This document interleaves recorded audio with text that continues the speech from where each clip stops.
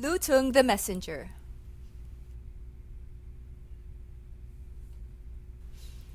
On the eastern side of the island of Bali lives the majestic and sacred volcano, Gunung Agung.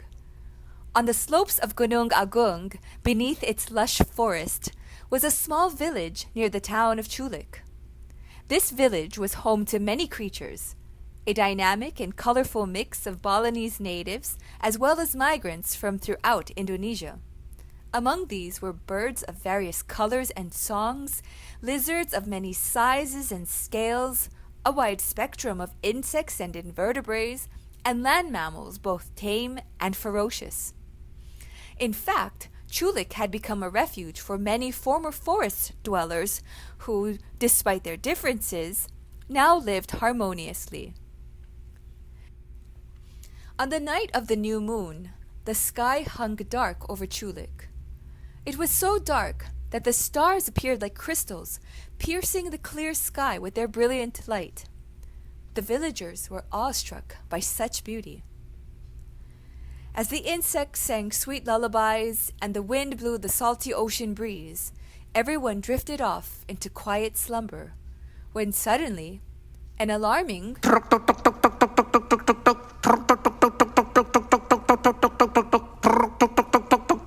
began to blare through the village. It was the sound of the kulkul drum coming from deep within the forest. As if awakening from a nightmare, the once peaceful creatures sprang to their feet and into the streets, running around, confused and scared, and a terrible scene of commotion and chaos ensued.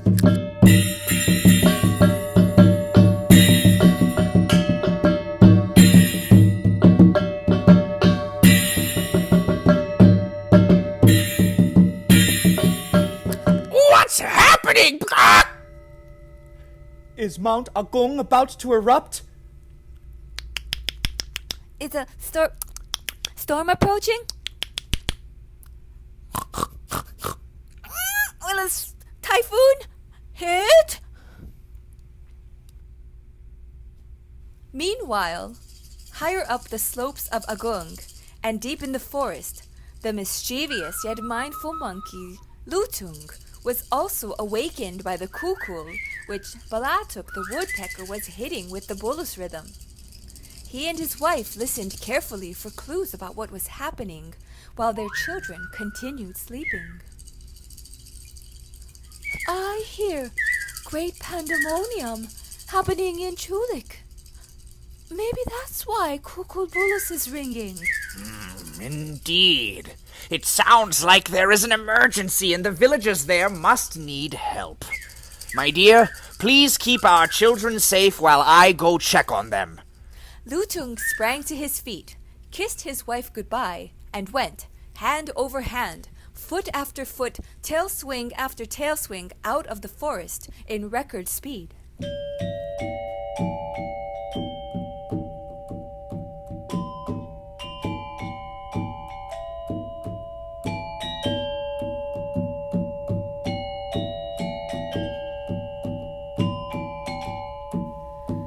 Lutung arrived at a rooftop high above the village center, where he observed the villagers moving about frenetically.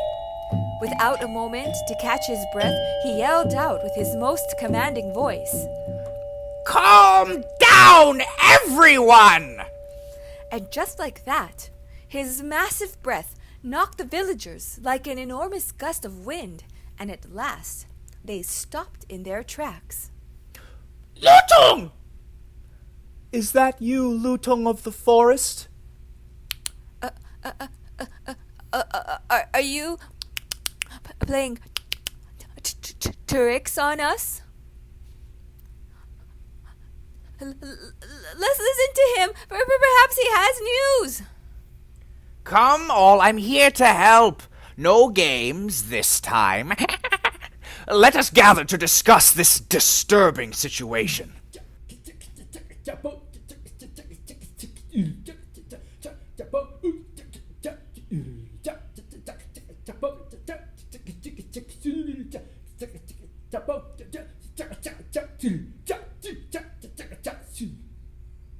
Now, friends, I can see that something is terribly wrong. Oh, Lutung, we're so thankful you are here. Surely you have heard the cuckoo bells ringing so loudly. Yes, I did hear the cuckoo ringing. It came from the forest. When I listened closely, I heard so much commotion coming from here in Chulik. I thought Balatuk sounded the alarm because you all were in danger. No, we are fine. The night was heavenly, but the alarm sounded, and now we are fearful. What's going on in the forest? Lutung, you know how much the forest means to us. I cannot bear to see any more of my friends and neighbors. Oh, dear orangutans lose their homes like they have on my beloved island Sumatra. Please tell us what is happening. Oh. Dear Sangmong, I understand your worry. Honestly, I was so concerned for your well-being and safety, I came straight here before checking with Belatuk. On behalf of the villagers, Lutung, may I request that you be our messenger? Can you return to the forest and find out from Belatuk why she sounded the alarm? Yes, my friends, I will go and retrieve news as quickly as I can. Thank you. The journey back up the slopes of Agung into the rainforest was not as easy as it was coming down, but Lutung was determined to make it a swift one. He swung through treetops, he sprinted through clearings, he swam across streams, he climbed many hills. Along the way, Lutung met several friends. First was Engung the frog, then Lipi the tree snake, and finally Chelapuk the owl. Since each of them also wanted to see Balatuk and know why she had been sounding the cuckoo alarm, they also asked to join his quest with the promise to be cordial and not harm or eat the other.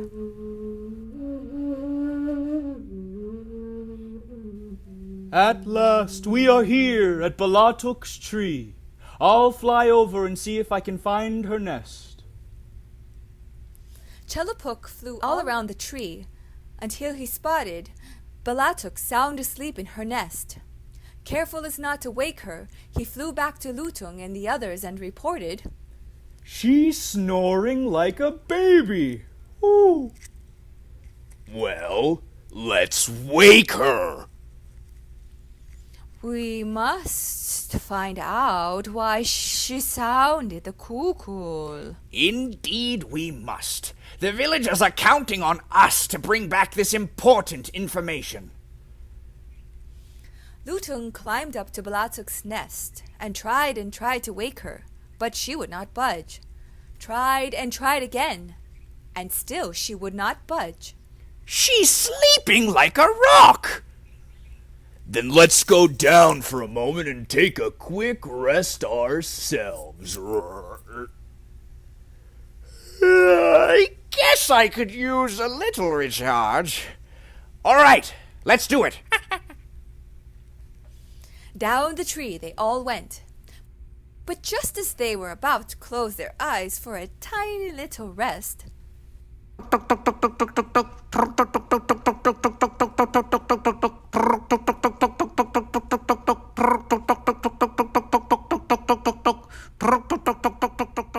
Balatuk started hitting the cuckoo again. Back up the tree they went in a mad rush. Balatuk! Stop! Ah! Who goes there? Is that you, Lutung? Oh dear, you frightened me! Did you hear my cuckoo bulus? Are you here to help?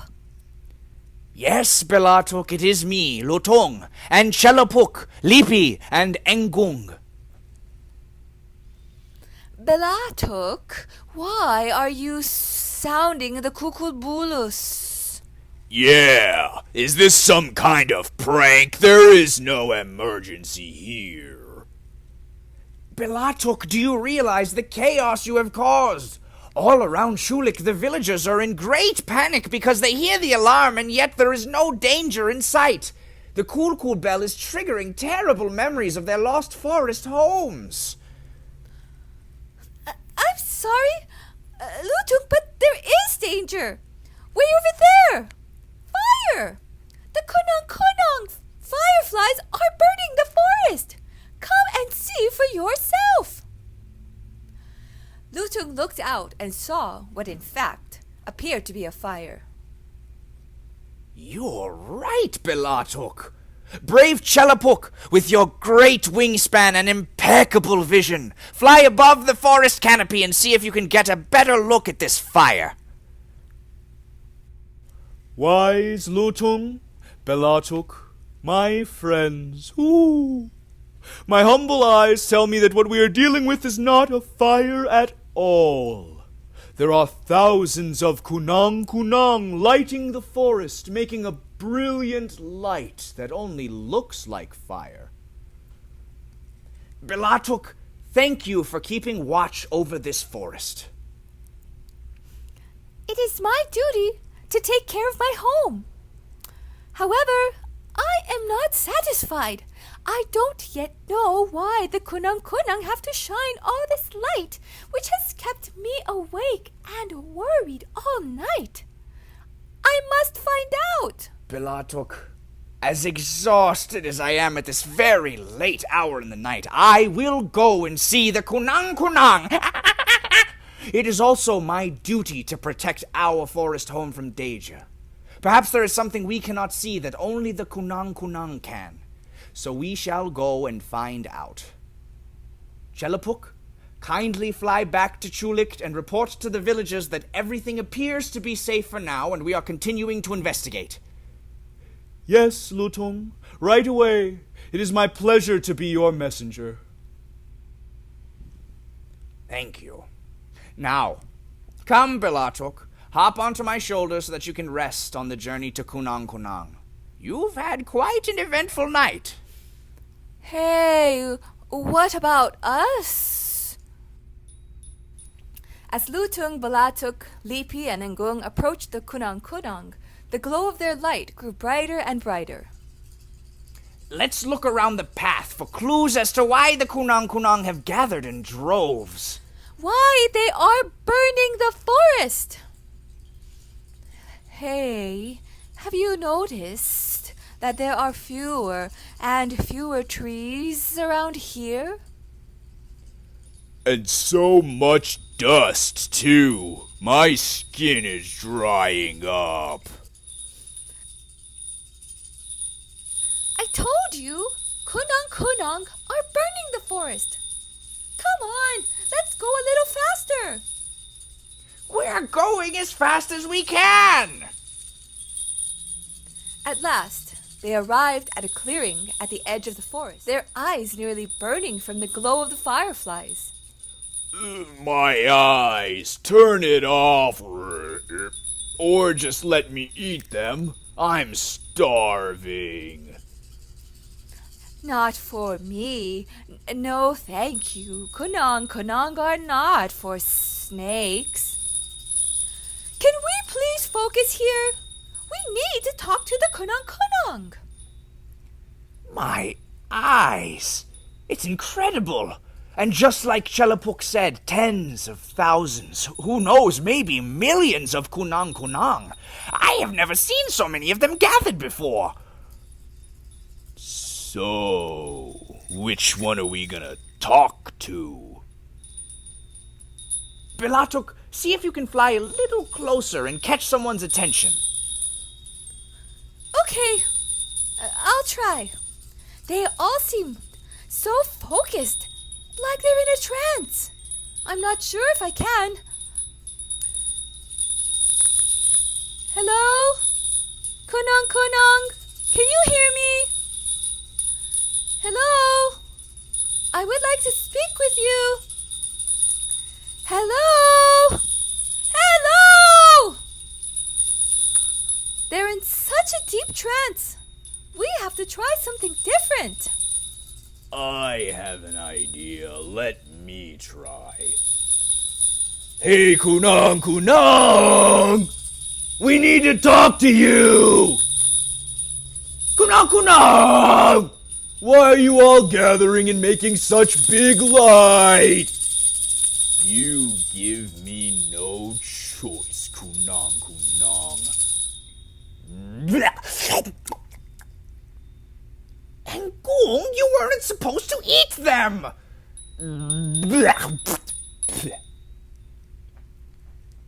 Huh? What? Yuck! Why are we all sticky and slimy? Frog saliva works every time. You're lucky I didn't make a meal out of you. Kunang, we're sorry to pull you out of trance, but we really need to speak with you.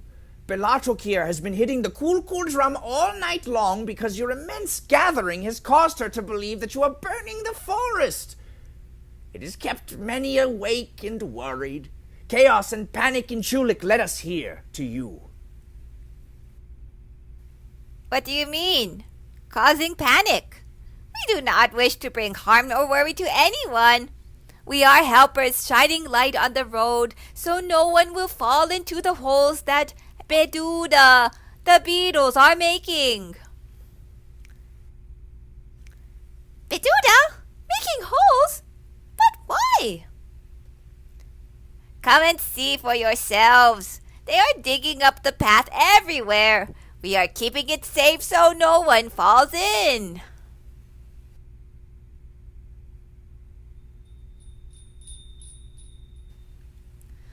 So Kunang led Lutung and Balatuk to where the Beduda were. There, slowly and methodically, Beduda dug holes into the earth, one by one.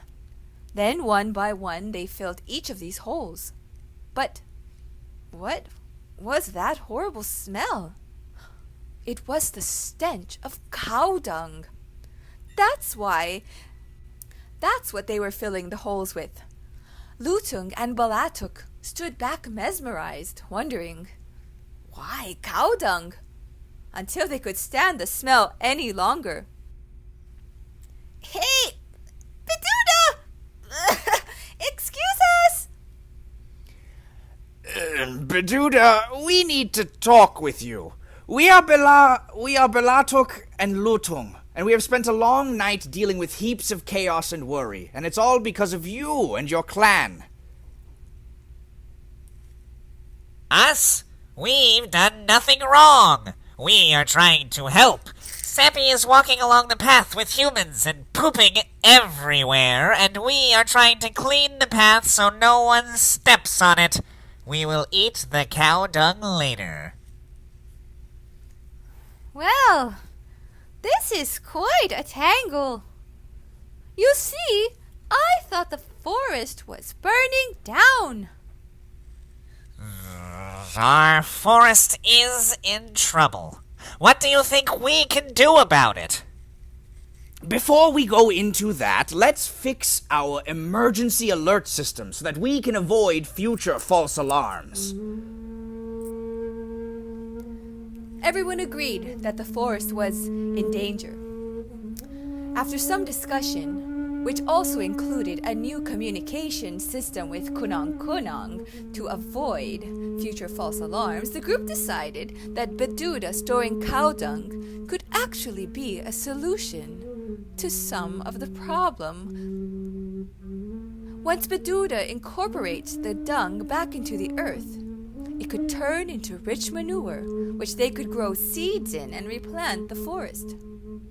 A brilliant idea indeed, one they would share with the forest community and the villagers. Just then, the sun began to rise over the horizon. They all watched in awe, imagining a brighter future for everyone.